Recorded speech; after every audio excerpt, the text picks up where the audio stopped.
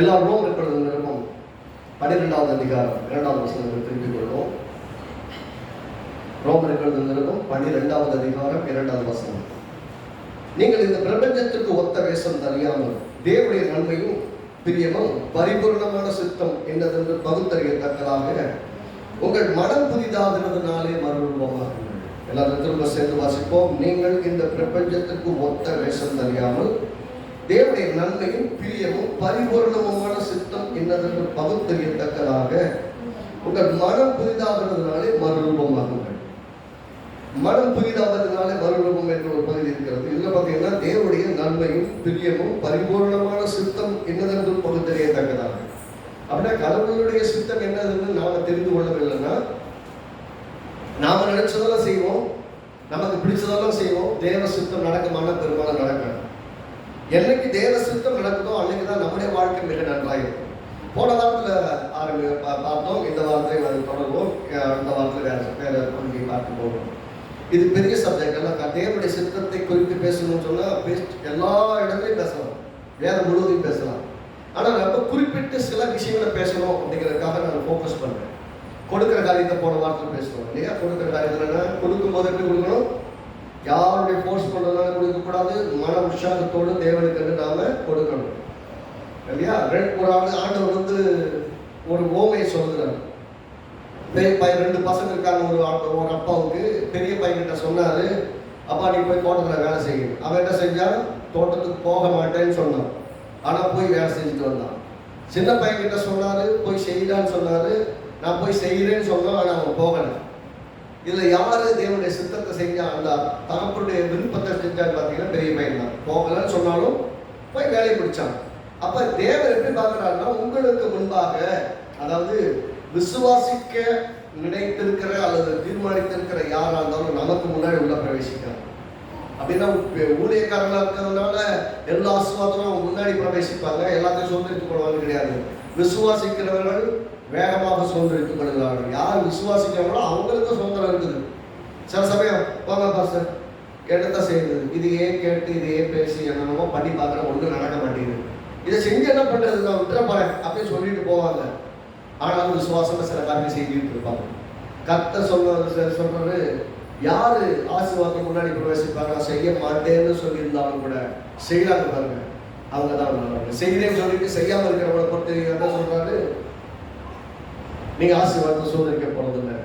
ஏன் என்று சொன்னால் விசுவாசம் என்பது நீங்கள் எதை விசுவாசத்தை முன்னெடுத்து செல்வீர்கள் என்பது இருக்குது. அப்படின்னா இதுல கர்த்தருடைய சித்தம், அதோட கர்த்தர் போயிட்டு ஒன்று சொல்றாரு, அதுதான் தேவ சித்தம். நீங்க சுகமா இருக்கணும், தேவ சித்தம். அப்ப நான் யாரையும் பேசிட்டு இருக்கிறேன்னா என்னுடைய சித்தத்தை பேசிட்டு இருக்கிறேன். பாருங்க, கரெக்டா சொல்லி நானும் பாருங்க ஒரு காலகட்டத்தில் ஒரு பீரியட் இருந்தது. ஒரு 2-3 வருஷம் தொடர்ந்து பார்த்தீங்கன்னா ஒரு கட்டம் வரும்போது எங்க மனசுல வந்துடும், சரி இந்த மாசம் இந்த வருஷத்துல இந்த மாசத்துல இந்த வியாதி வந்துடும். அப்படி பேச ஆரம்பிச்சிருவோம் பாருங்க. கரெக்டா வரும், சொல்லி வச்ச மாதிரி வரும். மாற்றி மாற்றி ஹாஸ்பிட்டல் அட்மிட் ஆகிட்டு மாற்றில ட்ரிப் ஏற்றிக்கிட்டு மருந்து குடிச்சுக்கிட்டு வியாதி இருக்கும். என்னன்னா நம்ம புத்தி இந்த வருஷத்துல இந்த வியாதி வரும், இல்லை இந்த மாதிரி வந்துருச்சுன்னா அது ஒரு மோசமானது நடக்கும். இப்படி மனசு யோசிச்சு அதை பேச ஆரம்பிச்சதுக்கப்புறம் சில சமயங்களை பார்த்தீங்கன்னா அது என்ன நினைச்சோமோ என்ன பேசணும் அப்படியே நடக்கும். ஒரு தீர்மானம் பண்ணணும், இனிமேல இதை பத்தி பேசுறதே இல்லை, இதை பத்தி நினைக்கிறதில்லை, இதை பத்தி பேசுறதில்லை. ஒவ்வொரு முறையும் நாங்கள் சுகத்தை அறிவிக்க ஆரம்பிச்சோம், அதையே பேச ஆரம்பிச்சோம். நாங்கள் சுகமாக இருப்பதனுடைய சித்தம், அதுக்கு விரோதமாக இருக்கிற எதையும் நான் நம்ப மாட்டேன். சரீரமே உணர்ந்தாலும் அதை நான் நம்ப மாட்டேன். இயேசுவின் நாமத்தில் அந்த வியாதிகள் அல்ல வேரோடு கூட பட்டு போகட்டும், அது இருந்த இடமே தெரியாம போகட்டும் ஜெபிக்க ஆரம்பிச்சோம். 4 வருஷத்துக்கு மேல தொடர்ந்து 3 வருஷம் அடுத்து அந்த 4 வருஷத்துக்கு மேல கர்த்தர் இன்ன வரைக்கும் கிருபையா பத்திரமா காப்பாத்திட்டு. எதுக்கு சொல்ல வரேன்னா, ஒரு சில காலகட்டம் வரும், இந்த மாசம் வந்துச்சுன்னா எனக்கு இந்த வியாதி வந்துடும், இந்த சூழ்நிலை வந்தா இந்த வியாதி வந்துடும். கர்த்தருடைய வார்த்தை என்ன? எப்பயுமே நமக்கு வியாதி கிடையாது, நோய்களை எல்லாம் சுமந்து தீர்த்தார். அது தேவ சித்தம், அதுதான் தேவ நோக்கம். நம்முடைய பரிகாரி இயேசு. அப்படின்னா வியாதிக்கு விரோதமாக நம்முடைய எண்ணமும் விசுவாசமும் நம்பிக்கையும் பேசலாம். அதாவது தேவனுடைய பரிபூர்ணமான சித்தம் என்ன? நான் சுகமாக இருப்பது. தேவனுடைய பரிபூர்ணமான சித்தம் என்ன? நன்மையும் பிரியமும். பரிபூர்ணமான சித்தம் என்ன? நான் ஆசீர்வாதமா இருப்பது, நல்ல வாழ்க்கை துணையோடு இருப்பது, என் பிள்ளைகளை வாழ வைப்பது, நல்ல வாழ்க்கைப்படுத்தி கொடுப்பது, நல்ல இடத்துல கல்யாணம் பண்ணி கொடுக்கிறது, நல்ல பிள்ளைகளை பெற்றெடுப்பது, சந்ததி சந்ததியை வாழ்வது, இது எல்லாமே தேவ சித்தம் வேதத்துல எழுதி நமக்கு கொடுத்திருக்கிறார். இதுக்கு எதிராக நடக்கிறதெல்லாம் ஏதோ கர்த்தருடைய சித்தம் நடக்கட்டும் நான் யோசிக்க ஆரம்பிச்சேன்னா என்ன செய்கிறேன்? என்னுடைய சித்தம் அல்லது எனக்கு நடந்து கொண்டிருக்கிற பிசாசுடைய சித்தத்தை தேவ சித்தம்னு நான் அங்கீகரிக்க ஆரம்பிச்சேன். நிறைய சமயங்கள்ல கிறிஸ்தவங்கள் மத்தியில, நல்ல கிறிஸ்தவ மத்தியில் இருக்கிற ஒரு பைத்தியக்காரத்தனமான செயல்னு சொல்லணும்னா நடக்கிற எல்லாமே தேவ சித்தம் நினைச்சுக்கணும். ஏன் பிரச்சனை அப்படின்னா பைபிள் தெரியல, சத்தியம் தெரியல, நான் என்னவா இருக்கணும்னு இயேசு என்னால சிறுவரை செய்து முடித்தாலும் தெரியல, நான் இன்னைக்கு யாரா இருக்கிறேன்னு தெரியல. ஆகவே எது நடந்தாலும் ஒரு சித்தம், என்ன நடந்தாலும் நன்றி ஐயா ஒரு பாட்டை பாடிட்டு போயிட்டே இருப்பாங்க. யார் கைவிட்டாலும் சில காரியங்களை புரிஞ்சுக்கணும். யார் கைவிட்டாலும் யார் இது பண்ணாலும் சரி, ஒருத்தர் பின்னாடி உட்காந்து சில வேலைகளை செஞ்சுட்டு இருக்கிறான். சில சமயம் பார்த்தீங்கன்னா கர்த்தர் யாருமே இல்லாத ஒரு தனிமையில வச்சிருப்பார். அப்ப என்ன தெரியும்? ஆண்டவர் தான் கூட நம்ம இது மட்டும் நடத்திட்டு இருக்கிறான், இன்னும் ஆண்டவர் தான் நடத்திட்டு போவான்னு காட்டுறது. அதுக்காக என்ன அர்த்தம்னா எல்லாரையும் விட்டு உங்களை விட்டு நீக்கிட்டு உங்களை அனாதையாக்குறது தேவ சித்தம் கிடையாது. உனக்கு விரோதமாக எழுப்பினா ஒரு பெரிய கூட்டமே எழுப்பினாலும், 54 சொல்லு, ஒரு பெரிய கூட்டமே எழுப்பினாலும் என்னால எழுப்ப கூட்டம் கிடையாது. யாரெல்லாம் உனக்கு எதிராக வந்தாங்களோ அவங்க உன் பக்கத்துல வருவாங்க, ஒரு பட்சமா வருவாங்க, ஒரு சார்பா வருவாங்க. அதுதான் தேவ சித்தம். அப்படி நடக்கல அப்படிங்கும் போது எங்க பிரச்சனைகள் யோசிக்கணும். சொல்றாரு தேவனுடைய நன்மையும் பிரியமும் பரிபூர்ணமான சித்தம். சொன்னேன் 3 சித்தம் கிடையாது, ஒரே சித்தம் தான். அந்த ஒரே சித்தம் நன்மையான சித்தம், பிரியமான சித்தம், பரிபூர்ணமான சித்தம். இன்னொன்று பகுத்தறியத்தக்கதாக மனம் புதிதாகணும். அப்ப என்ன பிரச்சனைனா வேதத்தின்படி நான் யாராக இருக்கிறேன், வேதத்தின்படி நான் என்னவா இருக்க வேண்டும், வேதத்தின்படி நான் எப்படி வெற்றி கொள்ள வேண்டும், வேதத்தின்படி நான் எப்படி ஆசீர்வாதமாக இருக்க வேண்டும் என்பதை வேதத்திலிருந்து அறிந்து அதை என் வாழ்க்கையாக்க தவறினால் எல்லாவற்றுக்கும் முதல் பாடல் முற்றிலும் பாடல் எல்லாமே போடலாம் தான். இயேசு சொன்னார், என்னை பின்பற்றி வரணும்னா உங்க சித்தத்தை செய்யக்கூடாது, என்ன சித்தத்தை செய்ய வரணும். இந்த உலகத்தின்படி வாழ்ந்த வரைக்கும் நமக்குன்னு சில ஐடியா இருக்கு, நமக்கு யோசனை இருக்கு, நமக்கு ஒரு ஜபம் இருக்கும். நான் அப்படியாக போறேன், இப்படியாக போறேன், அதை செய்ய போறேன், இதை செய்ய போறேன்னு ஒரு காலத்தை வந்துருக்கோம். எனக்கு இயேசுவை விசுவாசித்து இயேசுவை ஏற்றுக்கொள்ளும் அன்னையிலிருந்து என்ன ஜபம்? ஆண்டவரே நான் என்னவா இருக்கேன் இந்த பூமியில் சிருஷ்டிக்கிறோம், அந்த நோக்கம் நிறைவேற என்னை அர்ப்பணிக்கிறேன். என் வாழ்க்கையில் எடுக்கிற ஒவ்வொரு தீர்மானமும் ஒவ்வொரு செயலும் எதை செஞ்சாலும் அதனுடைய சித்தத்திற்குள் இருக்கும்படிக்கு என்னை நேர்வழிப்படுத்தும். உங்களுடைய சித்தத்தை யோசித்து அதை நிறைவேற்ற என் சுய சித்தங்களை எல்லாம் உங்களுடைய பாதத்தில் வைக்கிறேன், என் சுய ஆலோசனை உங்களுடைய கருத்தில் வைக்கிறேன். அவன் தன்னுடைய சுய சித்தத்தின்படி சுய ஆலோசனைப்படி நான் செய்யாம உன் வழிகளெல்லாம் கட்டெடுத்து ஒப்புவி அவர் காரியத்தை வைக்கப்படுவான்னு சொல்லிக்கிறாங்க. எல்லாத்தையும் ஒப்பு கொடுக்கிறேன், நான் செய்கிறேன், உமக்கு சித்தமானபடி என்னை சரியான வழியில நடக்கும்னு சொன்னா, ஒருவேளை நீங்க தப்பா டெசிஷன் எடுத்து தப்பா காரியத்தை செஞ்சாலும் கூட கர்த்தர் நேர்வழிப்படுத்துவார். அது சரி, அதுலேயே கர்த்தர் காட்டிடுவாரு. இது கர்த்தருடைய சித்தம் உங்களால் உணர்ந்து கொள்ள முடியும். எப்போ நீங்க உங்களை அர்ப்பணிக்காம உங்க விஷயத்தை செய்யணும்னு நினைக்கிறீங்களோ அப்பெல்லாம் தடைகள் தான் இருக்கும். ஆக எதை செய்யணும்னு சொல்லும் போதும் செய்வதற்கு முன்பாக நீங்க யோசிச்சு செய்யணும். இது கர்த்தருக்கு சித்தமா, கர்த்தருடைய சித்தத்தை செய்யறேனா அப்படிங்கிறத பார்த்துக்கணும். அதை பார்க்காம செஞ்சீங்கன்னா கர்த்தருடைய சித்தத்தை செய்யறது மாதிரி இருக்கும், ஆனா கர்த்தருடைய சித்தத்தை செஞ்சிருக்க மாட்டீங்க. ரட்சிக்கப்பட்ட விஷயத்துல இருக்காங்க, முதல்ல ஆண்டவராக இயேசுவை நீங்க விசுவாசித்த ரட்சகராக ஏற்றுக்கொள்ளணும்னாலே அது தேவ சித்தத்தை நிறைவேற்றுறீங்க. தேவ சித்தத்தை நிறைவேற்ற உங்க சுய சித்தத்தை, சுய ஐடியாவை, சுய எண்ணத்தை, சுய யோசனையெல்லாம் ஒதுக்கி வச்சுட்டு உலகம் சொல்லுது சத்தம் இது வரைக்கும் உயிரோட வந்ததே கிடையாது. ஆனா விசுவாசிக்கும் எப்படி சொல்றீங்க? இயேசு எனக்காக மரித்தார், உயிரோடு எழுந்தார். உயிரோடு எழுந்து ஒருத்தரையும் பார்க்கல, ஆனா கர்த்தருடைய வார்த்தையை எழுதுறதுக்கு விசுவாசிக்கிறீங்க. இதை அறிக்கை செய்தால், இதை விசுவாசித்தால் நான் ரட்சிக்கப்படுவேன் என்பதை அறிந்திருக்கிறபடியால் வாயை திறந்து அறிக்கை செய்து ரட்சிக்கப்படுவேன். ஆக எல்லா காரியத்திலையும் பார்த்தீங்கன்னா ஒரு கர்த்தர் வந்து ஒரு கரெக்டா எல்லாத்தையும் கரெக்டா ஆர்டர் பண்ணி வச்சிருக்கிறோம், ஆர்டர் பண்ணி வச்சிருக்கிறேன். உதாரணத்துக்கு குடும்பம் அந்த திருமண வாழ்க்கை இந்த மாதிரி விஷயங்கள் இருக்கு இல்லையா, போன வாரத்தை சொன்னேன், சில விஷயங்கள் பேச போறேன். 1 கொரிந்தியர் 8வது அதிகாரம் 7வது அதிகாரம் 1 கொரிந்தியர் 7வது அதிகாரம். அந்த முழு அதிகாரமுமே திருமணத்தை குறித்து, மறுமணத்தை குறித்து, அதாவது திருமணம் செய்தவர்கள் மறுமணம் செய்து கொள்ள, கணவர் இறந்துட்டாங்கன்னா அப்படி எப்படி திருமணம் செய்து மறுமணம் செய்து கொள்ளலாம். விவாகரத்து எப்படி பண்ணக்கூடாது, என்ன பண்ணணும், அதுக்கு இருக்கு. வயதான காலத்தில் மேரேஜ் பண்ணணும்னா எப்படி, அதை பற்றியெல்லாம் அதிகாரம் பேசுது. இதில் முக்கியமாக நான் சில காரியங்களை இன்னைக்கு உங்க முன்னாடி வைக்க விரும்புகிறேன். 7வது அதிகாரம் 36 வாசிப்போம். 1 Corinthians 7:36. ஆயிரம் ஒருவன் புத்திரியின் கன்னிகை பருவம் கடந்து போனதினால், அதாவது ஏஜ், இந்த வருஷத்துக்குள்ள கல்யாணம் பண்ணணும், ஒரு வயசுல கல்யாணம் பண்ணணும் பிள்ளைக்கு. உதாரணத்துக்கு ஒரு 25 வயசுல ஒரு பிள்ளைக்கு கல்யாணம் பண்ணணும் அப்படின்னு வச்சுக்கோங்க. 25 வயசு கடந்து போயிடுச்சு. அப்படியே கடந்து போய் 30-35 ஆகி போச்சு. இப்போ வயசாகி போச்சு. அதாவது வயசுனா அந்த வாலிப பருவத்தை கடந்து போயிட்டாங்க. இப்போ சில சமயம் வயசானது ஆகி போச்சு, ஏதோ கருத்துக்கு சித்தம் பண்ணுறது, கல்யாணமே ஆகக்கூடாது, அதனால கல்யாணமே நடக்கல. ஆகவே கல்யாணமே நடத்த வேண்டாம் அப்படின்னு சில சமயம் அப்பா அம்மா தீர்மானம் பண்ணிடுவாங்க. வீட்டில் பிள்ளையாருக்கு போட்டோம் அப்படின்னு தீர்மானம் பண்ணுவாங்க. இங்க என்ன சொல்றாரு, ஆகிய ஒருவன் தன் புத்திரியின் கன்னிகை பருவம் கடந்து போனதுனாலே அவள் விவாகம் பண்ணாமல் இருப்பது அவளுக்கு தகுதியல்லவென்றும் அவன் விவாகம் பண்ணுவது அவசியம் என்றும் நினைத்தார். அவன் தன் மனதின்படியே செய்ய கடவன், அது பாவம் அல்ல, விவாகம் பண்ணட்டும். என்ன சொல்றாரு, ஒரு பெண் வயதான காலத்தில் இருந்தாலும், அதாவது அவர்கள் திருமணம் பண்ணல, ஒரு அந்த திருமணம் பண்ணுவதற்கான வயதை கடந்துட்டாங்கன்னாலும் கூட அவங்க திருமணம் செய்யலாம். அது தேவ சித்தம்.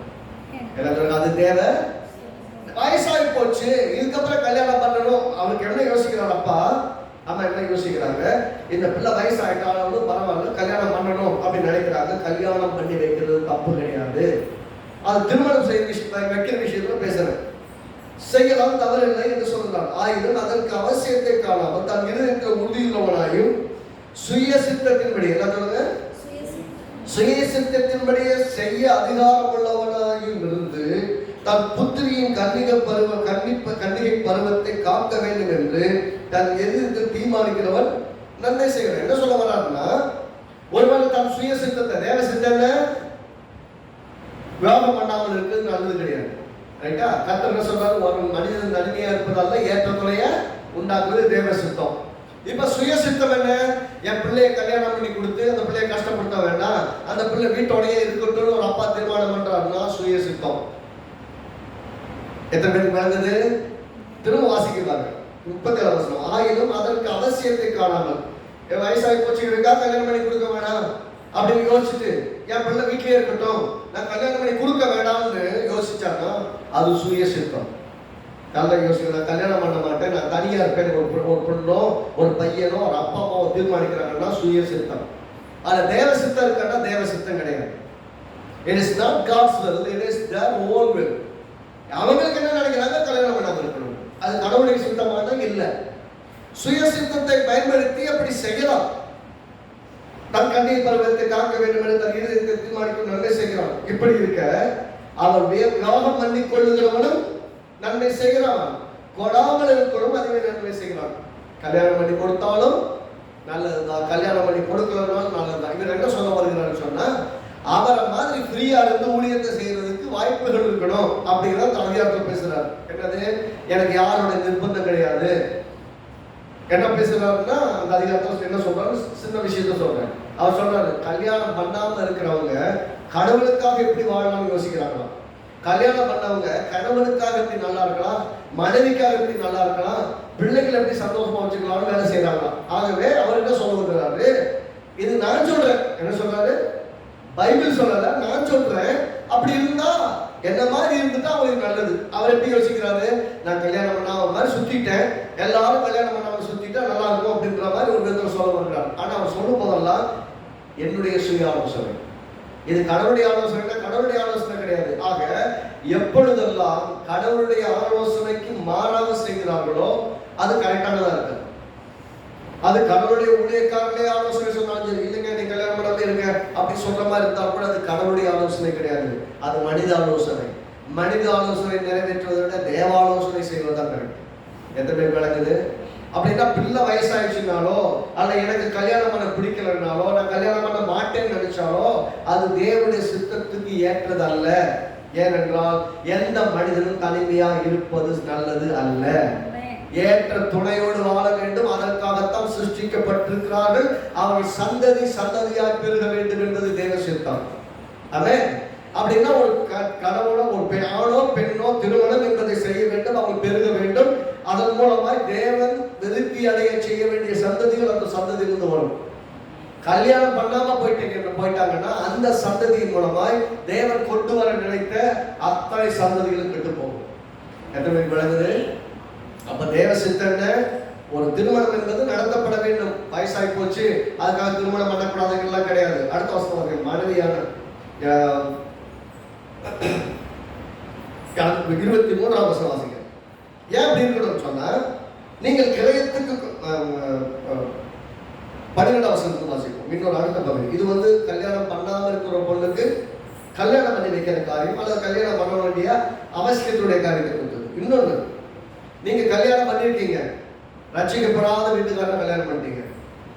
நிறைய பேர் நினைப்பாங்க, ஏதோ தப்பு பண்ணிட்டோமோ, ஏன் தான் இப்படி பண்ணிட்டோமோ, இன்னைக்கு இந்த தேவையில்லாத பிரச்சனை மாட்டிட்டு இருக்கோம் அப்படின்னு. நடந்து போச்சு. அதாவது விரும்பி செய்யக்கூடாது. என்ன சொல்லுங்க? விரும்பி தெரிஞ்சு நான் போய் விழ போறேன்னு விழுந்து செய்யக்கூடாது. ஏனென்றால் அது கர்த்தருடைய சித்தம் அல்ல. கர்த்தருடைய சித்தம் இல்லாத ஒண்ணு நீங்க செய்ய முயற்சி பண்ணீங்கன்னா செய்வீங்க, ஆனா அது ஒரு பிரயோஜனம் இருக்காது. அது தேவையில்லாத மன வருத்தத்தையும் வேதனையும் தான் உண்டாகும். இதுல என்ன சொல்கிறாரு? 7ஆம் அதிகாரம் 12ஆம் வசனத்தை வாசிப்போம். மற்றவர்களை குறித்து கர்த்தர் அல்ல, நானே சொல்கிறதாவது. என்ன சொல்றாரு? இது கடவுள் சொல்லல, நான் சொல்றேன். நல்லா பைபிளை வாசிக்க புரிஞ்சுக்கணும். எல்லாத்தையும் பைபிள்ல கடவுள் சொன்னாலும் எடுத்துக்கூடாது. இவர் என்ன சொல்றாரு? ஒரு சபைக்கு ஆலோசனை கொடுக்கிறார். அது எல்லா விதமான மக்களும் நிறைந்திருக்க சபை. முதல் பார்த்தீங்கன்னா ரொம்ப நல்ல சபை, ஆனா எல்லா விதமான குழப்பங்களும் நிறைந்த சபை. அந்த குழப்பங்களை எல்லாம் நிவர்த்தி செய்து பேசிட்டு இருக்கிறார். என்ன சொல்றாரு? மற்றவர்களை குறித்து கர்த்தர் அல்ல, நானே சொல்றதாவது, சகோதரனுடைய மனைவி அவிசுவாசியா இருந்தும் அவனுடைய வாசமா இருக்க அவளுக்கு சம்மதியா இருந்தால் அவன் அவளை தள்ளிவிடாது இருக்க கடவுள். அப்படின்னா என்ன சொல்ல வருகிறான்னு சொன்னா, ஒருவேளை நீங்க கல்யாணம் பண்ண பையனோ பொண்ணோ அவிசுவாசியா ரட்சிக்கப்படாமல் இருந்தால், உங்களோட வாழ அவங்க சம்மதிச்சிருந்தால் அவங்கள நிராகரித்து பண்ணக்கூடாது அல்லது வேண்டான்னு சொல்லிடக்கூடாது. திரும்ப சொல்றேன், நீங்கள் ஏற்கனவே திருமணம் செய்து அல்லது உங்களோடு வாழ்ந்து கொண்டிருக்கிற மனைவி ரட்சிக்கப்படாதவங்களா இருந்து நீங்கள் ரட்சிக்கப்பட்டிருக்கிற நீங்கள் ரட்சிக்கப்படாத கணவனோடு வாழ்ந்து கொண்டிருந்தால், ஒருவேளை அவர்கள் கணவனோ மனைவியோ எனக்கு உன்னோட வாழ்றதுக்கு எனக்கு ஓகே, நான் உங்களோட வாழ்றேன் அப்படின்னு சொல்லி வாழ்ந்தாங்கன்னா அது தேவ சித்தத்திற்குள் தங்களை அர்ப்பணித்து ரட்சிக்கப்பட்டவர்களோடு வாழ்ந்து கொண்டிருக்கிறார்கள். இது என்னன்னா தேவ சித்தம். ஆனா என்ன சொல்ற வாழ்ந்து அப்படியே ஒரு ஸ்திரீயுடைய புருஷன் அவிசுவாசியா இருந்தும் அவனுடைய வாசமா இருக்க அவனுக்கு சம்மதியா இருந்தால் அவனை தள்ளிவிடாது இருக்க கடவுள். அப்படின்னா ரெண்டு பேர்ல கணவனோ மனைவியோ யாரோ ஒருத்தர் ரட்சிக்கப்பட்டதோ ஒருத்தர் ரட்சிக்கப்படல. கணவன் ரட்சிக்கப்பட்டு மனைவி ரட்சிக்கப்படல, அல்லது மனைவி ரட்சிக்கப்பட்டு கணவன் ரட்சிக்கப்படல. இது எப்படி இருந்தாலும் அவர்கள் இணைந்து வாழ தீர்மானித்தால் இணைந்து வாழ வேண்டும். இது தேவனுடைய சித்தம். இது என்னது? இவர் சொல்ற ஆலோசனை சொல்றாரு. இதுக்கு ரெண்டு பேர் சேர்ந்து வாழ்றது கடவுளுக்கு சித்தமா இல்லையா? கடவுள் சித்தம் தான். இவர் என்ன சொல்றாரு? ஆலோசனையா சொல்றாரு. அடுத்த வசனம், என்னைக்கு நாளில் அவிசுவாசியான புருஷன் தன் மனைவியால் பரிசுத்தமாக்கப்படுகிறான். சொல்றேன், அவிசுவாசியா இருக்கிற தன்னுடைய கணவன் தன் மனைவியால் பரிசுத்தமாக்கப்படுகிறான். விசுவாசமா இருக்கிற ஒரு மனைவினாலே அவன் பரிசுத்தமாக்கப்படுகிறான். உதாரணத்துக்கு எடுத்துக்காங்க, நோவாவுடைய பேடையில் இருந்த 8 பேர் எல்லாருமே பரிசுத்தமா இருந்தாங்களான்னா இல்லை. எல்லாருமே நோவாவை போல தேவனுக்கு நீதிமான்களா இருந்தாங்களான்னா இல்லை. ஆனால் ஒரு நீதிமானின் நிமித்தம் அழிவின் குவாலத்திலே எல்லாரும் காக்கப்பட்டார்கள். ஆனால் அதிலிருந்து காக்கப்பட்ட ஒரு சந்ததியிலிருந்து தான் தேவனுக்கு விரோதமான ஜனங்களும் எழுப்பினார்கள். எத்தனை விளங்குது இல்லையா? தேவனுக்கு விரோதமான சத்துருக்களாக இருந்த ஒரு ஜனங்களும் அதே கூட்டங்களும் அதே அந்த வீட்டில் காக்கப்பட்டவர்கள் தான் எழுப்பினாங்க. ஆனாலும் அந்த மொத்த குடும்பத்தின் கர்த்தர் காப்பாற்றினார்.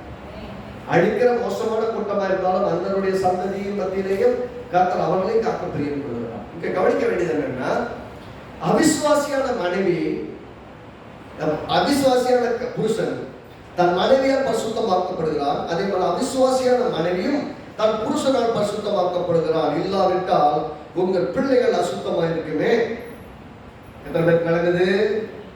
அவிசுவாசியான கணவனா இருந்தாலும் அவிசுவாசியான மனைவியா இருந்தாலும் தான், ரட்சிக்கப்படாத கணவனோ ரட்சிக்கப்படாத மனைவியோ கூட இருந்தாலும், அவங்களோட கூட வாழ்ந்து கொண்டிருந்தாலும், நீங்கள் விசுவாசத்தோடு பெற்றெடுத்த பிள்ளைகள், அவிசுவாச மனைவிக்கு மூலமாய் பெற்றிருந்தாலும் சரி, அவிசுவாசமான கணவன் மூலமாய் குழந்தை பெற்றிருந்தாலும், பெற்றெடுத்த குழந்தை அப்படி ரெண்டு பேரும் பரிசுத்தமாக்கப்படலன்னா நீங்க பெற்றெடுத்த குழந்தை அசுத்தமா இருக்குமே, பரிசுத்தமா இருக்க முடியாது அப்படின்றத லாஜிக்கா சொல்றோம். அப்படின்னு அர்த்தம், உங்கள் பிள்ளைகள் பரிசுத்தமா இருக்குது என்று சொன்னால் ரட்சிக்கப்படாத கணவனையும் ரட்சிக்கப்படாத மனைவியும் நீங்கள் விசுவாசத்தினாலே பரிசுத்தப்படுத்துகிறீர்கள். அல்லேலூயா. அப்படின்னா நடக்க முடியாத ஒரு விஷயத்தை பற்றி பேசல, கர்த்தர் செய்கிறார். இப்பொழுதே அவைகள் பரிசுத்தமா இருக்கின்றன. சொல்லுங்க, என் பிள்ளைகள் எல்லாம் பரிசுத்தமா இருக்கிறாங்க. எப்படி இருந்தாலும் சரிதான். கணவனை பற்றி யோசிக்காதீங்க, மனைவி பற்றி யோசிக்காதீங்க. என்னைக்கு உங்கள் பிள்ளைகளை கர்த்தருக்கு ஒப்புவித்து குழந்தை பெற்றெடுக்கும் போது பிறந்த நாள் உங்க மனைவி எதிர்க்க கூட வேண்டி கேட்டுட்டு இருக்கலாம், உங்க கணவன் எதிர்க்க கூட வேண்டிட்டு இருக்கலாம். ஆனா நான் என்ன சொல்லுகிறேன் என்றால், வேதத்தின்படி சொல்லுகிறேன், கர்த்தருடைய சித்தத்தின்படி இந்த குழந்தை உங்களுக்கு பிறந்திருக்கு. கர்த்தர் பரிசுத்தமாக்கி இருக்கிறார். அப்படின்னா பிறந்த பிள்ளைகள் எவ்வளவு பெருசா இருந்தாலும் சரி, உங்களுடைய பிள்ளைகள் உங்கள் விசுவாசத்தினால், உங்கள் நம்பிக்கையினால், உங்கள் ஜெபத்தினால் பரிசுத்தமாக்கப்பட்டிருக்கிறார். இல்லைன்னா அது பரிசுத்தமா இருக்கவே அப்படின்னு ஜஸ்டிஃபை பண்றாரு. அடுத்த வசனம், ஆகிலும் அவிசுவாசி பிரிந்து போனால் பிரிந்து போகட்டும். என்ன சொல்றாரு? இல்லப்பா நான் கல்யாணம் மாட்டேன், இயேசு ஏற்றுக்கொண்ட, அதனால நான் கூட வாழ மாட்டேன்னு கணவன் சொன்னாலும் சரி, மனைவி சொன்னாலும் சரி, அப்படி போறதுன்னா ரீசன் ஒரே ஒரு ரீசனை சொல்லிட்டு போனா. என்ன ரீசனு? நீ ரட்சிக்கப்பட்டுட்ட, நீ இயேசு ஏற்றுக்கொண்ட, அதனால உங்களோட வாழ முடியாது அப்படின்னு சொன்னாங்கன்னா அப்படி சொல்லணும், போகணும். இல்லைங்க, என் கணவனை திருப்திப்படுத்த நானும் அவரோட போயிருந்தேன், என் மனைவி திருப்திப்படுத்த நானும் அவளோட போயிருக்கேன் அப்படின்னீங்கன்னா அது கரெக்ட் கிடையாது. என்ன சொல்ல வர்றாரு? நீங்கள் கிறிஸ்துவுக்குள் இருக்கிறீர்கள் என்றால் கடைசி வரை கிறிஸ்துவுக்குள் இருக்க வேண்டும். அது தேவ சித்தம். அதாவது கணவனை காப்பாற்றணும், மனைவியை காப்பாற்றுறதுக்காக எனக்கு இயேசு வேணும்னு போனால் சரியில்லை, அது தேவ சித்தம் கிடையாது. கவனிக்க, அர்த்தம் சொல்லணும், பிரிவு போகட்டும்.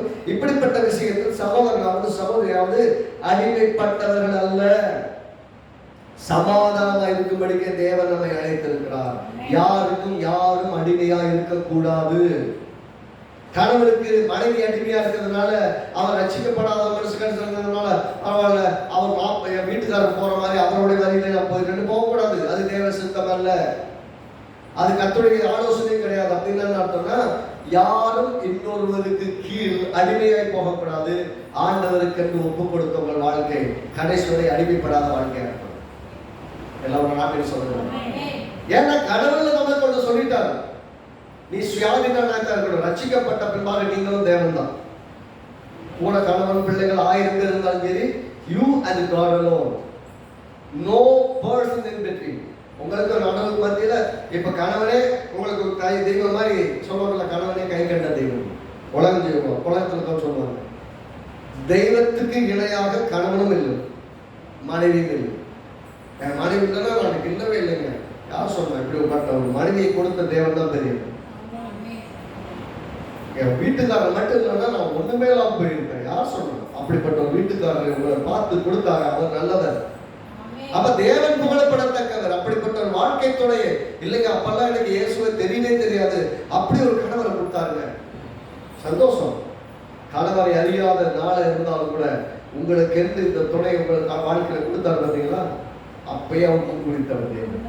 அப்ப தேவனை எல்லா இடத்துல முதல்ல வச்சு பாருங்க, அந்த வாழ்க்கை மிக சிறப்பா இருக்கும். எப்ப தேவனை வைக்காம வேற எதை வச்சவங்க, கடவுளை வச்சு மனைவியை வச்சு அவங்களுக்கு அடிமை மாதிரி இருந்துட்டு அவங்க சொல்றதெல்லாம் செஞ்சுட்டு அவங்களுக்கு திருப்திப்பட்டுனா போதும் வாழ்ந்தா அந்த வாழ்க்கை இல்லை. அதான் சொல்ற தேவ சித்தம்.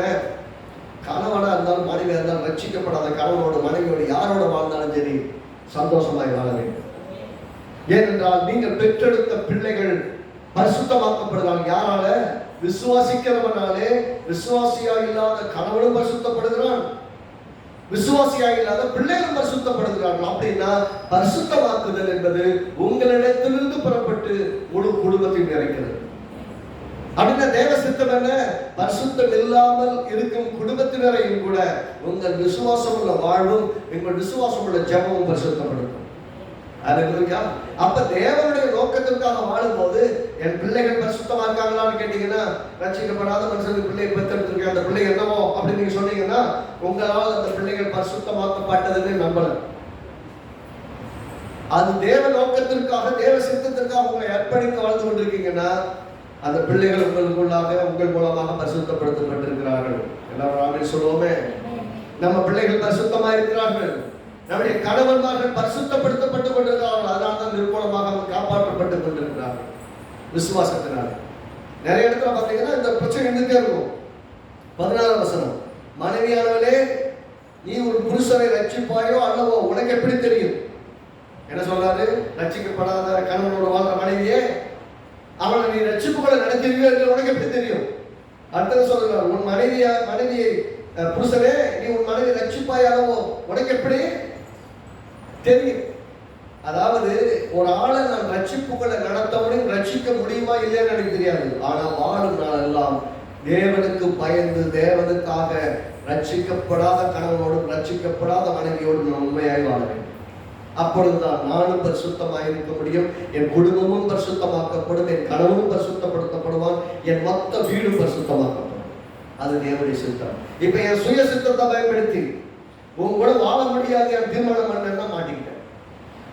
கணவனோடு கூட நான் வாழ போறேன், அவர் ரட்சிக்கப்படாதவராக இருந்தால் அவர் வழியில நான் போறேன்னு போனா நீங்க உங்கள் குடும்பத்தை பரிசுத்தமாக்குவதை இழந்து போகிறீர்கள், மீண்டும் அசுத்தத்துக்கு போயிருக்கீங்க. அது தேவ சித்தம் கிடையாது. அப்படின்னா இந்த கணவனோடும் மனைவியோடும் ரட்சிக்கப்படாத கணவனோடும் மனைவியோடும் வாழ்வதைங்கிறது கூட உங்கள் சுய சித்தம் இருக்குது. விருப்பப்பட்டா வாழலாம், வேணான்னாலும் போகலாம். ரைட்டா? ஆனால் தீர்மானித்து வாழ போகிறேன், பெரிய மாற்றத்தை எதிர்பார்க்கிறேன், விசுவாசிக்க போறேன், விசுவாசித்து காத்திருந்து செய்யறாங்களே பாக்கியம். ஏன்னா அந்த மாற்றத்தை பார்க்க முடியும், நம்பிக்கை உண்டாகும், அற்புதங்கள் நடக்கும், அதிசயம் நடக்கும். அதற்காக காத்திருப்பதனால் நிச்சயமாக வெட்கப்பட்டு போறதே இல்ல. அப்படி சொல்லிட்டு தான் 23 வசனத்தை சொல்லுகிறாரு. என்ன சொல்றாரு? நீங்கள் கிரயத்திற்கு கொல்லப்பட்டீர்கள், மனுஷருக்கு அடிமைகளாகிறார்கள். அல்லேலூயா. மனுஷனுக்கு அடிமையா இருப்பது தேவ சித்தம் கிடையாது. கணவனுக்கு அடிமையாவோ மனைவிக்கு அடிமையாவோ பிள்ளைகளுக்கு அடிமையாவோ யாரும் அடிமைகள் அல்ல. யாருக்கு அடிமையா இருக்க தீர்மானிக்காதீங்க. ஏனென்றால் உங்களை அறிந்திருக்கிற தேவன் பெரியவர், உங்களை அழைத்திருக்கிற தேவன் பெரியவர். முதல் விஷயம் அப்படின்னா, ரட்சிக்கப்படாத கணவனை ரட்சிக்கப்படாத மாப்பிள்ளைய கல்யாணம் பண்ணிக்கலாமா, ரட்சிக்கப்படாத பொண்ணை கல்யாணம் பண்ணி கொடுத்துடலாமா அப்படின்னு சொன்னீங்கன்னா அது தப்பு. 2 கொரிந்தியர் 6ஆம் அதிகாரத்துல 14வது வசனத்தை ஒரே ஒரு வசனத்தை மட்டும் வாசிப்போம். 14, 17 மட்டும். 2 கொரிந்தியர் 6வது அதிகாரம் 14ஆம் வசனம். அந்நிய நுகத்திலே அவிசுவாசிகளுடன் பிழைக்கப்படாதிருப்பீர்களாக. அப்படின்னு அர்த்தம். அந்நிய நுகத்திலே அப்படின்னா கழுத்தை போய் மாட்டிக்கிறது. அந்நிய நுகத்திலே அவிசுவாசிகளுடன் பிழைக்கப்படாதிருக்க. அவிசுவாசியோட நீ சம்பந்தம் வச்சுக்காத, அவிசுவாசியோட கல்யாணம் பண்ணிக்காத, அவிசுவாசிய ஒரு வாழ்க்கையில தேவனோட கணவனாய் தெரிந்து கொள்ளாத, அது சரியில்லை அப்படின்னு ஸ்ட்ரெயிட்டா சொல்றாரு. ஏனென்றால் 17ஆம் வசனம் என்ன சொல்றாரு? அதுக்கு ரீசன் சொல்றாரு. நீங்க வீட்டுல வாசிங்க, ஏற்கனவே அடிக்கடி பேசியிருக்கிறோம். 17ஆம் வசனம், ஆனபடினால் நீங்கள் அவர்கள் நடுவில் இருந்து புறப்பிரிந்து போய் அசுத்தமான தொடாதீர்கள் என்று கர்த்தர் சொல்றார். அவங்க அந்த மாதிரி ஆட்கள் எடுத்து நீ விலகி போயிருக்கிறார். அவிசுவாசியான மக்களோட கூட, அதான் ரட்சிக்கப்படாத மக்களோட கூட நீ சம்பந்தம் கலவாதே அப்படின்னு அர்த்தம். பிணைபடாத அப்படின்னா அவங்களோட போய் சிக்கிக்காத. இல்லைங்க, நிறைய பேர் சொல்லுவாங்க, எப்படியாவது ஒரு ஆளை ரட்சிப்புக்குள்ள நடத்துறதுக்கு அவர் கல்யாணம் பண்ணிக்கிட்டா அல்ல அந்த பொண்ணை கல்யாணம் பண்ணிக்கிட்டா எப்படியாவது ரட்சிப்புக்குள்ள நடத்திடலாம் பாருங்க. அது சொந்த சொல்லுவாங்க உலகத்துல, சொந்த காசுல தனக்கே பிரச்சனை வச்சுக்கணும். அறிவில்லாம செய்யணும். அப்படி சில பேசும்போது டயலாக்லாம் நல்லா இருக்கும். ஒருவேளை நீ ரட்சிக்க முடியுமோ முடியாத உனக்கு எப்படி தெரியும்? ஒரு ஆள் ரட்சிக்கப்படாமே போயிட்டான்னா, நான் விசுவாசமா இருக்கேன்ல, அவரை நான் பரிசுத்தமாக்கிறேன்ல, அவர் பிறந்த குழந்தைகளை பரிசுத்தமாயிருமில்ல அப்படின்னு நீங்க நீதியா பேசணும்னு நினைச்சீங்கன்னா முதல்ல இது தேவ சித்தமான்னு தெரியும். அது என்ன சொல்றாரு? ரட்சிக்கப்படாத கணவன் மனைவின்னு சொல்லும் போது 2 பேரும் ரட்சிக்கப்படாமல் இருந்து கல்யாணம் பண்ணிட்டாங்க. கல்யாணம் பண்ணி வாழ்ந்துருக்கு, ஒருத்தர் ரட்சிக்கப்பட்டாரு, இன்னொருத்தர் ரட்சிக்கப்படாமே இருக்கிறாங்க. அப்படிப்பட்ட நிலைமையில என்ன செய்யணும்னு ஆலோசனை சொல்றாரு. அதுதான் நான் ரட்சிக்கப்படாத கல்யாணம் பண்ணிட்டு எப்படி வாழ்க்கை சொன்னா அது தேவ சித்தம் அல்ல.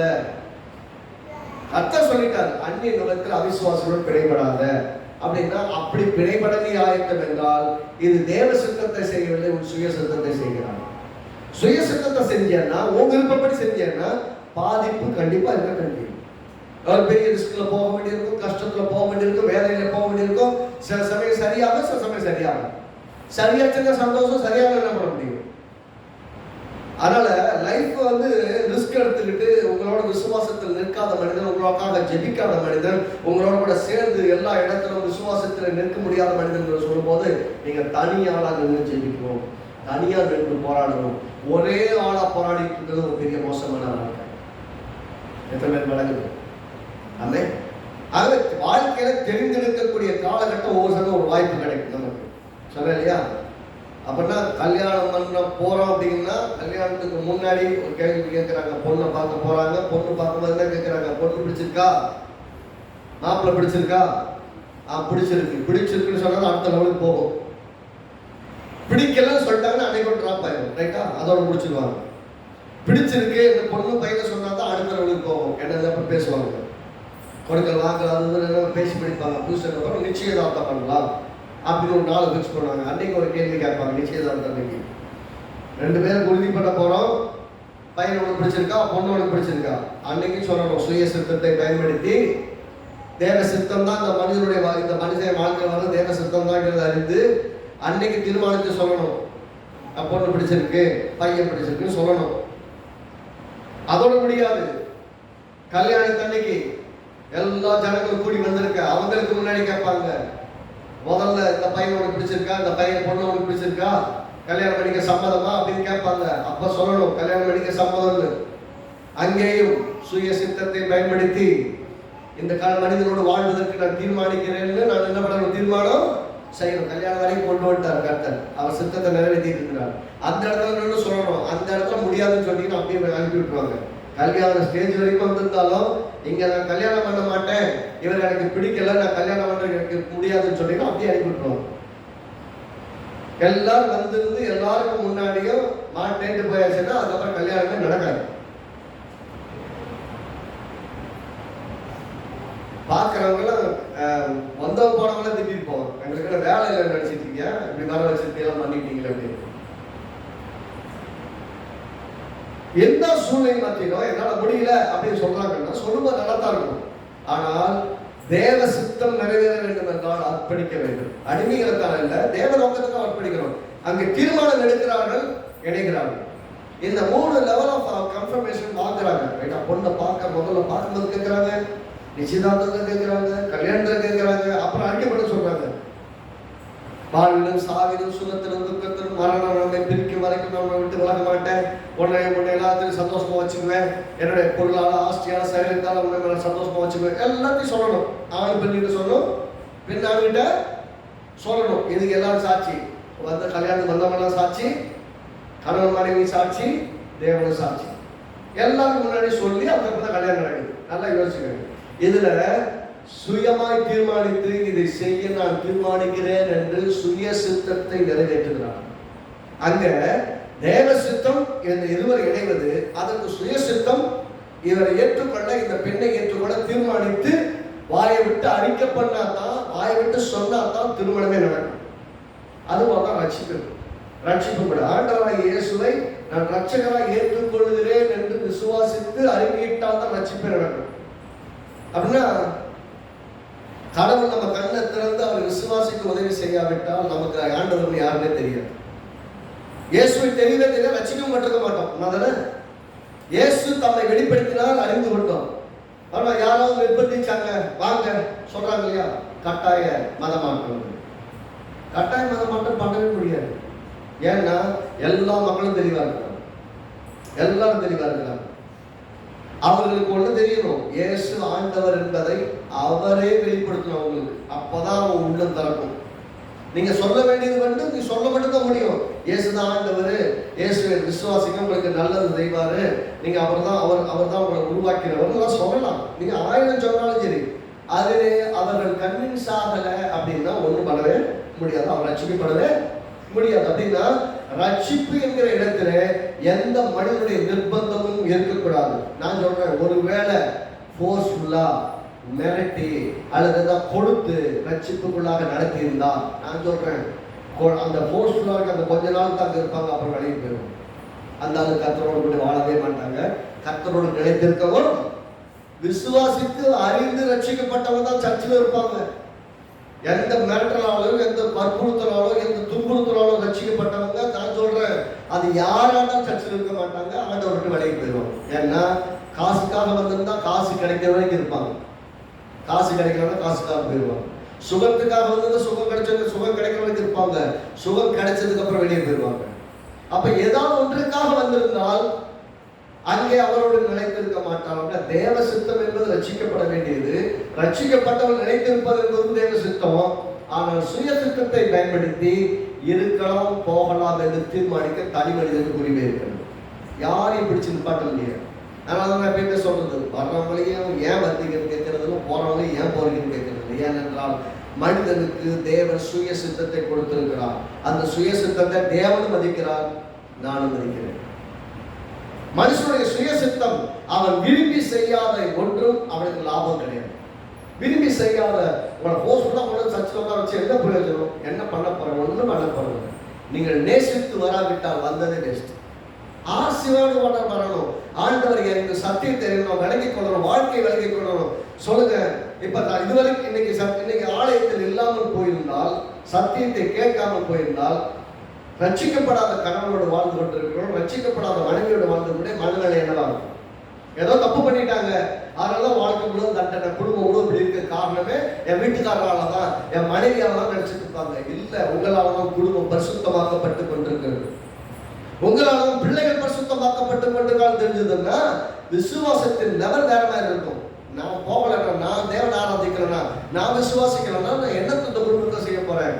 நான் தேடுவது நிச்சயம் அவசியம், என் பிள்ளைகள் தேடுவது அவசியம். அப்போது என் குடும்பமும் நானும் என் வீடும் நன்றாக இருக்கும் என்று தேவனை தேடுவார்.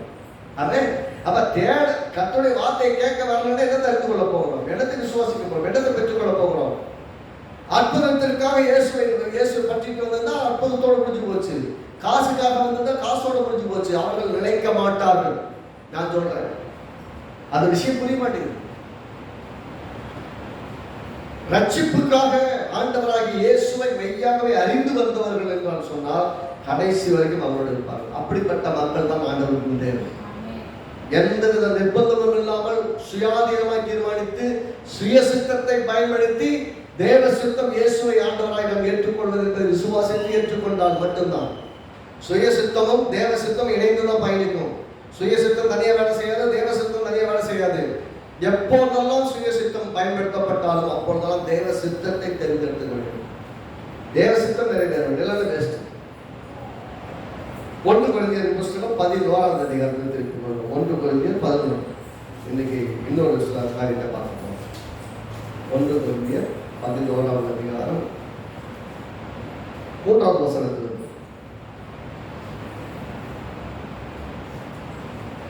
குடும்ப வாழ்க்கை, அதான் 2 பேருமே ரட்சிக்கப்பட்டவங்கன்னு வச்சுக்கோங்களேன். 2 பேருமே ரட்சிக்கப்பட்ட குடும்பம், கணவன் மனைவின்னு வச்சுக்கோங்க. இப்ப எப்படி வாழணும் அப்படிங்கிற பத்தி அப்போஸ்தலனாகிய பவுல் சொல்லுங்க. இதுதான் தேவ சித்தம். ஒவ்வொரு புருஷனும் 3ஆம் வசனம், 1 கொரிந்தியர் 11ஆம் அதிகாரம் 3ஆம் வசனம், ஒவ்வொரு புருஷனுக்கும் கிறிஸ்து தலையா இருக்கிறார். அப்படின்னா என்ன அர்த்தம்? ஆண்களுக்கெல்லாம் யார் தலையா இருக்கிறா? கிறிஸ்து தலையா இருக்கிறார். சரி, ஸ்திரீக்கு புருஷன் தலையா இருக்கிறான். இது ஹையரார்கி இப்படித்தான். ஒரு குடும்பம்னாலும், ஒரு ஆலயம்னாலும், ஒரு ஊழியம்னாலும், உலகம்னாலும் இப்படிதான் ஆர்டர். ஆணுன்னா ஆணுக்கு மேல தேவன் இருக்கிறார், பெண்ணுன்னா பெண்ணுக்கு மேல கணவன் இருக்கிறார். இது கடவுள் நியமித்தது. அப்படின்னா கணவனை தலையா இருக்காங்கிறதுனால அவன் சூப்பர் ஸ்டார்லாம் கிடையாது, அவர் பெருசு, நீ கீழே இருக்கிறதெல்லாம் கிடையாது. ஏன்னா நல்லா கவனிக்கணும். கிறிஸ்து தலையா இருக்கிறார், நாம யாருக்குள்ள இருக்கிறோம்? கிறிஸ்துவுக்கு உள்ள இருக்கிறோம். அப்ப எப்படி இருக்கிறோம்? அவருக்குள் நாம இருக்கிறபடியால் அவர் இருப்பதை போலவே நாம இருக்கிறோம். அப்படின்னா அவருக்கும் நமக்கு வித்தியாசத்தை பிதா பார்க்கறது இல்லை. ரைட்டா? சபை எடுத்துக்கிட்டீங்கன்னா சபைக்கு கிறிஸ்து தலையா இருக்கிறார் இல்லையா? அப்ப கிறிஸ்து தலையா இருக்க நாமளே யாரு? அவயங்கள். அப்ப தலைதான் முக்கியம், அவை முக்கியம் இல்லைன்னா கிடையாது. நாம் கிறிஸ்துவனுடைய சரீரமாகிய சபையிலே தலையோடு கூட நம்ம எல்லாம் இணைக்கப்பட்டிருக்கிறோம். அந்த தலை சூப்பரா ஃபங்க்ஷன் வேணும்னா அவயங்கள் வேண்டும். இல்லைன்னா எப்படி இருக்கும்? இல்லைன்னா என்ன சொல்லுவாங்க, தலை மட்டும் வெட்டி எடுக்கப்பட்ட மாதிரி இருக்கும், பிரயோஜனம் இருக்காது. கிறிஸ்துவ சரீரம் மட்டும் இருக்குன்னா, சரீரமாகிய சபை மட்டும் இருக்குன்னா அது முண்டான்னு சொல்லுவாங்க இல்லையா, உடம்பு தலை இல்லாத வேறுபடு. அதுல என்ன பிரயோஜனம்? ரெண்டும் கிடையாது. அப்ப கிறிஸ்து தலையா இருக்கணும், நாம் எல்லாம் அவயங்களா இருக்கணும். அவர் மேல இருக்கிறதுனால நான் மேல இருக்கிறேன்னு சொல்றதில்ல, நாம் எல்லாம் அவருக்குள் ஒரே அவயங்களா இருக்கிறோம், அவரை போலவே இருக்கணும். எத்தனை பேர் விளங்குது? அப்ப தேவனுடைய சித்தம் என்ன? கிறிஸ்து சபைக்கு தலை, அது போல கிறிஸ்து ஆணுக்கு தலையா இருக்கிறார். அதான் உங்களுக்கு மேல ஒரு எஜமான் இருக்கிறார். பெண்ணுக்கு மேல தலைவன் வந்து கணவன் இருக்கிறார் என்று சொல்றது தலையா இருக்கிறார் என்றும், கிறிஸ்துவுக்கு தேவன் தலையா இருக்கிறார். கிறிஸ்துவுக்கு யாரு? இயேசு கிறிஸ்துவுக்கு யாரு தலை? தேவன் தலையா இருக்கு. அப்படின்னா ஹையரார்கி எப்படின்னா, தேவனுக்கு கீழே இயேசு கிறிஸ்துக்கு மேல ஆணு, ஆணுக்கு கீழே பெண்ணு, பெண்ணோடு கூட சேர்ந்து பிள்ளைங்க, பெண்ணுக்கு கீழே. இதுதான் குடும்பம், இதுதான் ஆர்டர், இப்படித்தான் இருக்கணும். இப்படி இருந்தா தான் குடும்பம் உருப்படும். எந்த குடும்பத்துல இந்த ஹையரார்கி மாறுதோ குடும்பமே விளங்காது. ஏன்னா தேவ சித்தத்தின்படி அந்த குடும்பத்தின் அமைப்பு இல்லாம போகுதுன்னா உடனே தப்பா புரிஞ்சுக்க கூடாது. பிதாவானவர் தலையா இருக்கிறார், கிறிஸ்துவுக்கு தலையா இருக்கிறார். கிறிஸ்து ஆணுக்கு தலையா இருக்கிறார், பெண்ணுக்கு ஆண் தலையா இருக்கிறார், பிள்ளைகளுக்கு குடும்பத்தில் பெற்றோர்கள் தலையா இருக்கிறார், ரெண்டு பேரும் சேர்ந்து. இதுல என்ன ஆயிடக்கூடாதுன்னா, இந்த ஹையரார்கி மாதிரி சொன்ன சில சமயம் பார்த்தீங்கன்னா பெண்கள் குடும்பத்தை நிர்வகிப்பார்கள், சில சமயம் ஆண்கள் குடும்பத்தை நிர்வகிப்பார்கள். பெண்கள் குடும்பத்தை நிர்வகிக்கிறார்கள் என்று சொன்னால் அதனால அவங்க நினைக்கிறதெல்லாம் செய்யலாங்கிறதெல்லாம் கிடையாது. ஆண்கள் குடும்பத்தை நிர்வகிக்கிறாங்க, அவங்க நினைச்சதெல்லாம் செய்யலாம்னு கிடையாது. தனக்கு கீழே பணிக்கா, நான் சொல்றது கேடு, நான் மட்டும்தான் ஆம்பளை, நான் சொன்னதை நீ கேட்கணும், அப்படி கிடையாது குடும்பங்கிறது. அது தேவ சித்தம் கிடையாது. தேவ சித்தம் என்ன? ஒரு டீம், உதாரணத்துக்கு பார்த்தீங்கன்னா இந்தியா டீம் இருக்கு, கிரிக்கெட் விளையாடுறாங்க இல்லையா, இந்தியா டீம் இருக்கு. இந்தியா டீம் இருந்த இந்தியா டீம் யார் கேப்டன் சொன்னீங்கன்னா விராட் கோலின்னு சொல்லுவாங்க. சரி, விராட் கோலி இந்தியா டீமுக்கு கேப்டன். இந்தியா டீமுக்கு அவரை நடத்துவதற்காக ஒரு டீம் இருந்தாலும் அந்த டீமுக்கு தலைவர் ஒருத்தர் இருக்கிறார், ரைட்டா? அந்த தலைவர்னு ஒரு ஆள் இருக்கணும் அந்த டீமை நடத்துறதுக்கு. ஆனா வெற்றின்னு வரும்போது அத்தனை பேர் சேர்ந்து வேலை செஞ்சாதான் வெற்றி. அப்படின்னு ஒரு குடும்பம் என்பது, ஒரு குடும்பத்தை நடத்துறதுக்கு தேவன் இப்படித்தான் தலைமைத்துவத்தை வைத்திருக்காங்க. தலைமைத்துவம் இருக்கணும், ஆனா தலைமைத்துவத்தில் இருக்கிறதுனால அவர் மட்டும் தான் எல்லாத்தையும் செய்யணும் கிடையாது, எல்லாரும் செய்யணும். சபையில் எடுத்துருக்காங்க அதே மாதிரி தான், எல்லா இடத்துலையும் ஒரே மாதிரி தான். அந்த ஹையரார்கியெல்லாம் மாறல, எதையுமே கத்த மாத்தல. இப்படிதான் ஆர்டர் வச்சிருக்காங்க, இதுதான் தேவ சித்தம், அதுக்குள்ளதான் குடும்பம் நடக்கணும், அதுக்குள்ளதான் ஊழியம் நடக்கணும், அதுக்குள்ளதான் சபை நடக்கணும், அதுக்குள்ளதான் வாழ்க்கை நடக்கணும், எல்லாம் அப்படிதான் இருக்கணும். ஒரு ஆபீஸ் போயிட்டு ஒரு செட்டப் இருக்கும், எல்லாத்துக்கும் ஒரு செட்டப் இருக்கும். எப்படின்னா எப்படி இருப்பாரு, அதுக்கு கீழே அதிகாரிகள் இருப்பாங்க, அதுக்கு கீழே ஒரு 10 பேர் இருப்பாங்க, அவங்களுக்கு கீழே ஒரு அதிகாரிகள் இருப்பாங்க, அவங்களுக்கு ஒரு 100 பேர் இருப்பாங்க, அவங்களுக்கு கீழே அதிகாரி, அவங்களுக்கு ஒரு 1000 பேர் வேலை வைப்பாங்க. அப்படின்னு என்ன அர்த்தம்னா, ஒவ்வொரு ரிப்போர்ட்டிங் ஆஃபீஸர்ஸ் மேல இருக்க இந்த ஹையரார்கி படிதான் இயங்கும். மாத்தியெல்லாம் போக முடியாது. நீங்க எந்த அளவு விட்டுட்டு அங்க போறா போக மாட்டாங்க, அவன்கிட்ட சொல்லணுமா. அப்படின்னா அலுவலகத்திலும் சரி, வீட்டிலும் சரி, எல்லாத்திலும் சரி சில ஆர்டர் வச்சிருப்பாங்க. அந்த ஆர்டர் படி தான் செயல்படும். இங்க சொல்லுகிறாரு, ஒவ்வொரு புருஷனுக்கும் கிறிஸ்து தலையா இருக்கிறார் என்றும், ஸ்திரீக்கு புருஷன் தலையா இருக்கிறார் என்றும், கிறிஸ்துவுக்கு தேவன் தலையா இருக்கிறார் என்றும் நீங்கள் அறிய வேண்டும் என்று விரும்புகிறேன். முதல்ல இதை தெரிஞ்சுக்க வைக்கிறேன். இது தெரியாம போனா மனிதர்கள் நினைப்பாங்க, நான் நினைச்சதாலும் செய்வேன், பண்ணுவேன், அப்படிலாம் கிடையாது. இருவர் பேசி, இருவர் முடிவு செய்து, சில சமயம் பார்த்தீங்கன்னா கணவனுக்கு ஒரு ரெஸ்பான்ஸ் வராது. நீங்க தான் செய்யணும் முடிவு பண்ணுவீங்க, வீட்டுக்காரங்க பதில் வராது. நீங்க தான் செய்யணும் நினைப்பீங்க, மனைவி கிட்ட ஒரு ரெஸ்பான்ஸ் வராது. நீங்க எடுக்கிற தீர்மானங்கள் சில சமயம் நல்லதாக இருக்கும், கெட்டதாக இருக்கும். சில சமயம் தீர்மானத்துக்கு பதில் சொல்லுவாங்க, சொல்லாம இருப்பாங்க. இப்படியே உட்காந்துட்டீங்கன்னா என்ன செய்யணும் அது செய்யாமையே போயிருந்தீங்க. ஆக தீர்மானத்தின் அடிப்படையில் எப்படி எடுக்கணும்னாலும் இப்படித்தான் இருக்கணும் இருக்கு. 7ஆம் வசனத்தில் வாசித்தோம். புருஷனானவர் தேவனுடைய சாயலிலும் மகிமையுமாய் இருக்கிறபடியா ஆனா எப்படி சிருஷ்டிக்கும் போது அவருடைய சாயல், அவருடைய மகிமை வெளிப்பாடாக இருந்தார் சிருஷ்டித்தார். ஸ்திரியானவர் புருஷனுடைய மகிமையா இருக்கிறார். முக்கியமான விஷயத்தை மட்டும் வாசிக்கிறோம். புருஷனானவன் தேவனுடைய சாயலும் மகிமையா இருக்கான். தேவனுடைய மகிமையை வெளிப்படுத்தக்கூடியவனாய் ஆண் இருக்கிறான். அடுத்து ஸ்திரியானவள் புருஷனுடைய மகிமையா இருக்கிறாள். எல்லாம் சொல்லுங்க, ஸ்திரியானவள் புருஷனுடைய மகிமையா இருக்கிறாள். ஒரு மனைவியை பார்த்தீங்கன்னா வீட்டுக்காரர் எப்படி வச்சிருக்காருன்னு தெரியும். ஒரு மனைவி வெளியே பார்த்தீங்கன்னா அவன் வாழ்க்கையை பார்த்தீங்கன்னா வீட்டுக்காரர் எப்படி வச்சுட்டு இருக்கிறாருன்னு தெரியணும். எல்லாம் சொல்லுங்க, வீட்டுக்காரர் எப்படி வச்சிருக்காருன்னு ஒரு மனைவி வெளியே போனா தெரியணும். அப்படி தெரிகிற அளவுக்கு வைக்கணும். ஏன்னா ஆணு பிதாவின் மகிமை வெளிப்படுத்தணும், மனைவி கணவன் எப்படிப்பட்டவராக இருக்கிறார், எனக்கு என்னவா இருக்கிறார் இதை வெளிப்படுத்துற அளவுக்கு இருக்கணும்.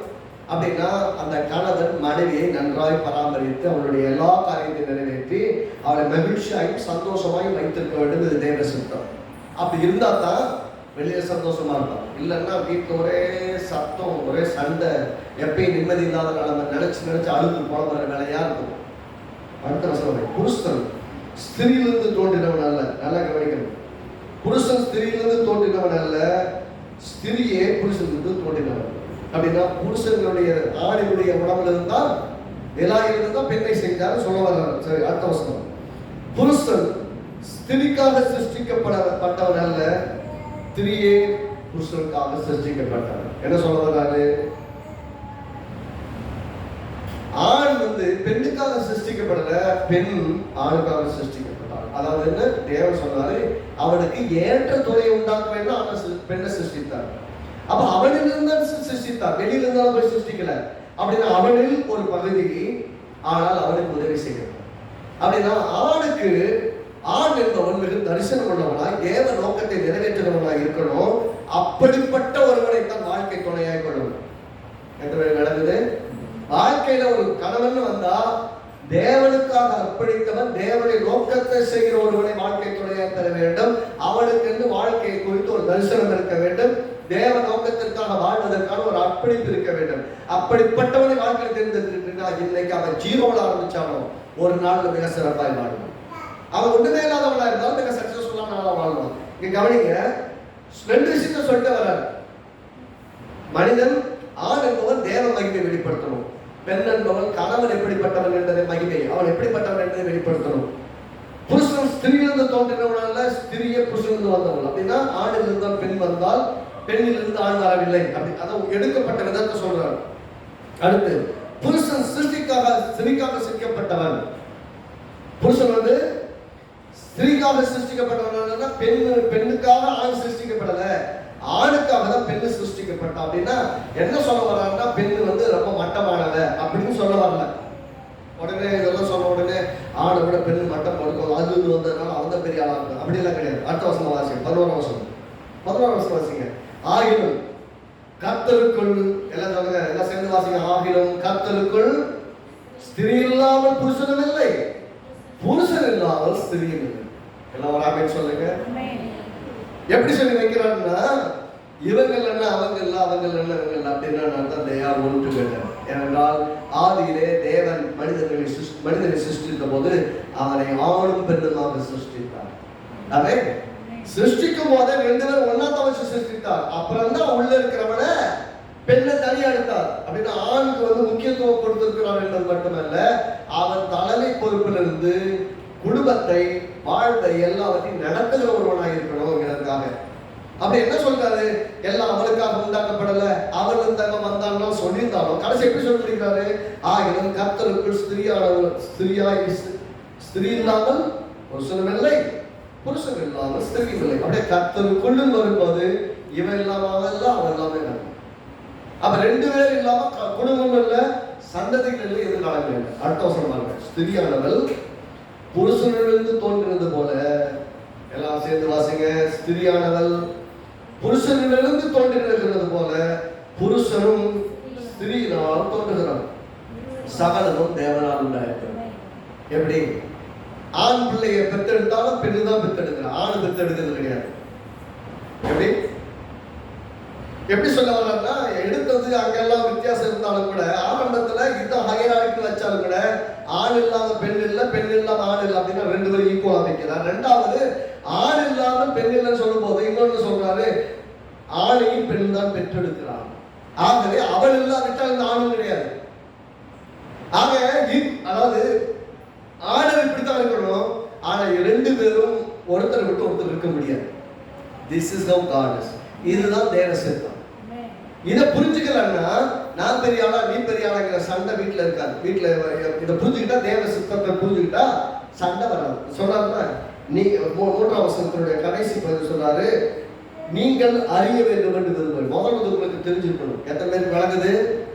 இது இப்படித்தான் காட்ஸ், கடவுளுடைய ஆர்டர் இப்படித்தான். கடவுளுடைய ஆர்டர் விட்டுட்டு ஏன் இஷ்டத்துக்கு ஏதாவது ஒரு ஆர்டரை நீங்க வைக்கலாம்னு நினைச்சீங்கன்னா அது விளங்காது. அந்த ஆர்டர் கரெக்டான ஆர்டர் கிடையாது. அதே மாதிரி எபேசியர் நிருபம் 5ஆம் அதிகாரத்துல பார்த்தீங்கன்னா இதே குடும்ப தலையை பற்றி, சரீரத்தை பற்றி, அவைகளை பற்றி அவர் பேசுறாரு. அதுலேயும் அதே தான் 5ஆவது அதிகாரம், எபேசியர் நிருபம் 5ஆவது அதிகாரத்துல எல்லாரும் எடுத்துக்கொள்ள சேர்ந்து வாசிக்கலாம். 14 17 வரைக்கும் வாசிக்கப்பட்டு தான் போறேன், நிறைய வாசிக்கலாம். ஆனா 14 வாசிப்போம். ஆதலால் தூங்குகிற நீ விழித்து மரித்தோரை விட்டு எழுந்தது, அப்பொழுது கிறிஸ்து உன்னை பிரகாசிப்பார் என்று சொல்லி இருக்கிறார். ஏன்னா தூங்கிட்டு இருக்காத. எபேசியர் நிருபம் 5ஆவது அதிகாரம் 14ஆம் வசனம். புதிய ஏற்பாட்டுல 268ஆவது பக்கம். எல்லா இடத்துக்கும் சேர்ந்து வாசிக்கணும். புதிய ஏற்பாட்டுல 268. ஆதலால் தூங்குகிற நீ விழித்து மரித்தோரை விட்டு எழுந்திரு, அப்பொழுது கிறிஸ்து உன்னை பிரகாசிப்பார் என்று சொல்லி இருக்கிறார். ஆனபடியினால் நீங்கள் ஞானமற்றவர்களைப் போல நடவாமல் ஞானமுள்ளவர்களைப் போல கவனமாய் நடந்து கொள்ள பார்த்து நாட்கள் கொள்ளாதவர்களால் காலத்தை பிரயோஜனப்படுத்தினோம். இது இருக்கக்கூடிய டைம்ல ரொம்ப அஞ்ஞானியை போல கவனம் இல்லாம அலையாதீங்க. இப்படித்தான் தேவன் உண்டாக்கி இருக்கிறாரு, அதை விளங்கிக்காங்கன்னு சொல்லிட்டு எதை பத்தி பேசுறாங்க? சர்ச்சை பத்தியும், தலையை பத்தியும், குடும்பத்தை பத்தி பேசுறாங்க. அப்படின்னா குடும்பத்தை பத்தி சரியா புரியலன்னா தேவனுடைய கிரமம் புரியாது, தேவ சித்தம் புரியாது, தேவ நோக்கம் அழகாது. முதல்ல குடும்பம் இப்படித்தான் இருக்குங்கிற தேவ சித்தம் இப்படித்தான். கணவனுக்கு மேல கிறிஸ்து, அதாவது எப்படி சொல்றோம், பிள்ளைகள், பிள்ளைகளுக்கு மேல பெற்றோர், பிள்ளைகளுக்கு மேல பெற்றோர், அதான் ஆளுநர். மனைவி, மனைவிக்கு மேல கணவர், கணவனுக்கு மேல கிறிஸ்து, கிறிஸ்துவுக்கு மேல பிதா. இதுதான் ஆர்டர். இந்த ஆர்டரை எப்ப மாத்தினாலும் குழப்பம் தான், எங்க மாத்தினாலும் குழப்பம் தான். இந்த ஆர்டரை மாத்தாம இருந்தா ரொம்ப கரெக்டா இருக்கும். அதுதான் நல்லது. என்ன சொல்றாரு? நாட்கள் பொல்லாதவையினால காலத்தை பிரயோஜனப்படுத்திக் கொள்ளுங்கள் அப்படி சொல்லிட்டு சொல்றாரு. நீங்க எப்படி வாழணுமோ அது கவனமாய் நடந்து கொள்ள பார்த்து ஒருத்தருக்கு ஒருத்தர் ஆலோசனை சொல்லி தூங்கிட்டு இருக்கிற நீ முடிச்சுக்கோ. முழிக்காம போனேன்னா இது இப்படித்தான் இருக்குன்னு தெரியாம போனா கண்ணாம வாழ்ந்துருங்க. தேவ நோக்கத்திற்காக வாழ முடியாது என்பதை சொல்லுகிறார். பாருங்க 21ஆம் வசனத்துக்கு வாசிப்போம். தெய்வ பயத்தோட ஒருவருக்கு ஒருவர் கீழ்ப்படித்தது. என்ன பண்ணுமா? கணவன் மனைவின் வரும்போது ஒருத்தருக்கு ஒருத்தர் கீழ்ப்படிக்கணும். ஆனா தெய்வ பயத்தோட. அதான் கணவன் பெருசா மீச வச்சிருக்கிறாரு, அடிச்சுடுவாரு, அப்படி பண்ணுற இப்படி பண்ணுற, மனைவி ரொம்ப தாட்டியா இருக்காங்க, தாட்டியா இருக்கிறாங்க, அடிச்சுடுவாங்க, அப்படி அவங்க மிரட்டுறாங்க, இல்லை அவங்க என்ன சொன்னாலும் சொல்லி நம்மளால ஒன்றும் சொல்ல முடியாது. அப்படி கிடையாது. ஒரு குடும்பம் என்றால் தெய்வ பயத்தோடு ஒருவருக்கு ஒருவர் கீழ்ப்படுத்திருக்க வேண்டும். அதுதான் குடும்பம். அடுத்த வருஷம் மனைவியிலே கர்த்தருக்கு கீழ்ப்படிவது போல சொந்த புருஷனுக்கு கீழ்ப்படிங்க. இது தேவ சித்தம். எப்படி கீழ்ப்படினா? கர்த்தருக்கு கீழ்ப்படிங்க, கணவனுக்கெல்லாம் கீழ்ப்படிய மாட்டேன். அப்படி கிடையாது. கர்த்தருக்கு எப்படி கீழ்ப்படிங்க அப்படி போலவே கணவனுக்கு கீழ்ப்படிங்க. அப்படின்னு என்ன அர்த்தம்? கணவன் என்பவன் வீட்டுக்கு தலைவனா இருக்கிறான். என்னதான் சொன்னா சரி, கேப்டன் சொன்னா அத்தனை டீம்ல இருக்கவங்களும் செய்யணும். அது அவனுக்கு பிடிச்சிருக்கோ இல்லையோ, அவன் டெசிஷன் தப்போ ரைட்டோ, ரைட்டா? இப்ப நீ தான் போய் பவுலிங் போடணும்னா அவனை போய் பேலிங் போடணும். இல்லைங்க அவனை போட சொல்லுங்க அப்படின்னு சொல்லலாம்.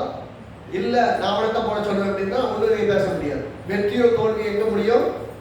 யாரும் சொல்லுவாங்க வெற்றியோ தோல்வியோ மொத்த டீமை சேர்ந்தது. ஆனால் ஒரு லீட் பண்ணி நடத்துறான்னா அந்த லீட் பண்ணி நடத்துறவன் குடும்பத்தில் இருக்கிற தலைவன், அதாவது ஒரு டீமுக்கு கேப்டன் மாதிரி. அவன் எடுக்கிற ஒவ்வொரு தீர்மானங்களையும் வீட்டில் நடக்கணும். ஆனா அந்த தீர்மானங்கள் வெற்றியாக முடியும், தோல்வியாக முடியும். ஆனா வெற்றிக்காக கொண்டாடுவதை போல தோல்விக்காக திட்டிட்டு இருக்க கூடாது. சரி, இந்த தடவை வந்து லேர்னிங். அடுத்த தடவை இந்த மாதிரி நடக்காதபடிக்கு சரியான தீர்மானம் எடுக்க நம்ம எல்லாம் தீர்மானிச்சு சேர்ந்து உட்காந்து டிஸ்கஸ் பண்ணி தீர்மானிக்கலாம் அப்படின்னு சொல்லலாம். ஆனால் தீர்மானம் எடுக்க வேண்டியவன் நான். நல்லா கவனிங்க. ஆனால் மனிதன் என்ன பண்ணணும்? உங்க சொந்த புருஷன் கீழ்ப்படிங்கள். கிறிஸ்து சபைக்கு தலையாக இருக்கிறது போல புருஷனும் மனைவிக்கு தலையாக இருக்கிறான். அவரே சரீரத்திற்கும் ரட்சகராக இருக்கிறார். என்ன சொல்றாரு? கிறிஸ்து சபைக்கு தலை, மனைவிக்கு கணவன் தலையா இருக்கிறான் அப்படின்னு சொல்லுவார்கள். சொல்லிட்டு நிறைய பேர். ஆகையால் சபையானது கிறிஸ்துவுக்கு கீழ்ப்படுகிறது போல, 24 வசனம் என்ன வாசிங்க, சபையானது கிறிஸ்துவுக்கு கீழ்ப்படுகிறது போல மனைவிகளும் தங்கள் சொந்த புருஷருக்கு எந்த விதத்திலையும் கீழ்ப்படுத்திருக்க வேண்டும். Whatsoever the reason it may, they have to obey to their husbands. To their husband வந்து அது சொந்த புருஷனுக்கு எந்த காரணம் இருந்தாலும் சரி, சரி இது அப்படிதான் பண்ண பாரு, சரி செய்யுங்க, நடந்தா அதெல்லாம் வரும், அது சொல்ல வேண்டியது என் கடமை, நான் சொல்லிட்டேன், தீர்மானம் பண்ணிக்கணும், சரி செய்யுங்க அப்படி சொல்லி விட்டுருணும். அதே மாதிரி 25 வசனம் பாருங்க, புருஷர்களே உங்கள் மனைவிகளில் அன்பு கூறுங்கள், அப்படியே கிறிஸ்துவும் சபையில் அன்பு கூறுங்கள்.